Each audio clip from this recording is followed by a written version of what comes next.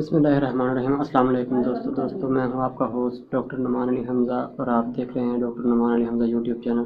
दोस्तों आज की इस वीडियो में हम बात करने वाले हैं एसिडियोसिस, एसिडिटी, तेज़ाबियत या फिर बदहज़मी के बारे में। हम आज की इस वीडियो में बात करने वाले हैं। दोस्तों इस वीडियो को स्टार्ट करने से पहले मेरी आप सबसे गुजारिश है कि मेरे चैनल को सब्सक्राइब करें।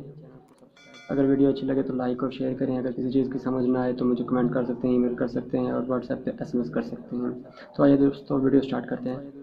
दोस्तों आपने अक्सर देखा होगा कि मतलब जानवर को बदहज़मी का मसला आ जाता है, जानवर को एसिडियोसिस हो जाती है जिसकी वजह से डायरिया लग जाता है या का मसला जानवर में आ जाता है। तो दोस्तों मैं आज इस वीडियो में आपको इसी चीज़ के बारे में बताने वाला हूँ।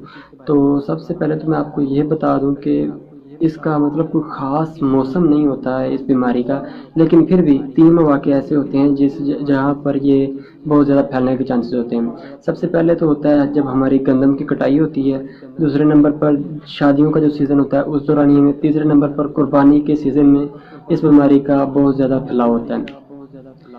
ये कोई जरासीम बीमारी नहीं है और ना ही कोई मतलब एक जानवर से दूसरे जानवर को लगने वाली बीमारी है, लेकिन फिर भी इन तीनों वाक़े में कैसे ये बीमारी फैलती है मैं आपको ये बता देता हूँ।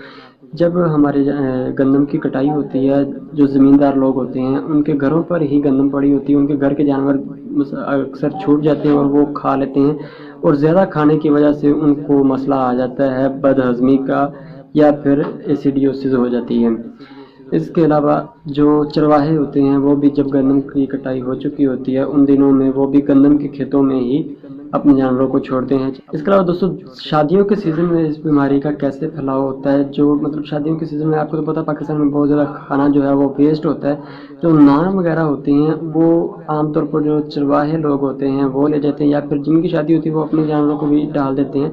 नान भी एक ऐसी चीज़ है जो जानवर की बदहज़मी का या बन सकता है, नान की वजह से भी जानवर को बदहज़मी हो सकती है। इसके अलावा कुर्बानी के सीज़न में ये बीमारी कैसे फैलती है ये मतलब काफ़ी हैरानगी वाली बात है। कुर्बानी का इस चीज़ के साथ क्या ताल्लुक़ है, लेकिन फिर भी मैं आपको बता देता हूँ कि क्यों होता है कि कुर्बानी के दिनों में ये बीमारी जानवरों में फैल सकती है।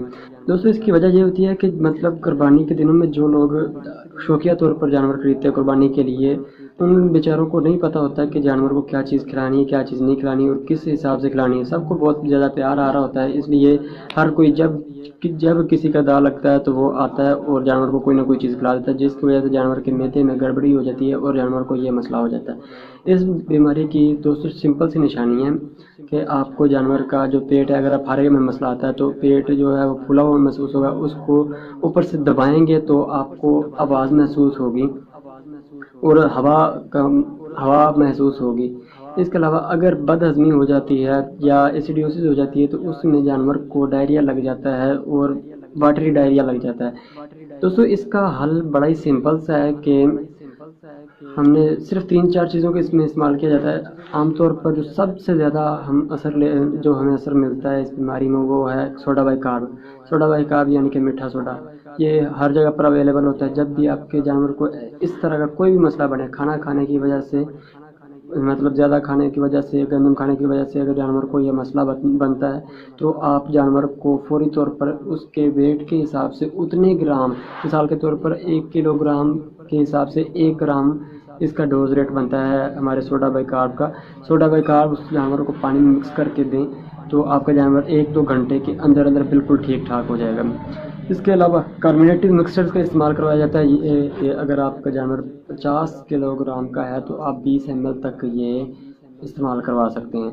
इसके अलावा सरसों का तेल का इस्तेमाल करवाया जाता है। ये अफारे में और बदहज़मी में ज़्यादातर इसका इस्तेमाल करवाया जाता है सरसों के तेल का आपको पता है कि जितने किलोग्राम जानवर का वज़न है उतने ग्राम हमने सरसों का तेल इस्तेमाल करवाना है। इसके अलावा लिक्विड पैराफिन का भी सेम है कि बदहज़मी और अफारे में इस्तेमाल करवाया जाता है। इसके अलावा टीटी ऑयल, तेल तारपीन और सरसों का तेल जो है इसका इस्तेमाल करवाया जा सकता है। ये साथ में कब्ज़ में भी इस चीज़ का इस्तेमाल करवाया जा सकता है।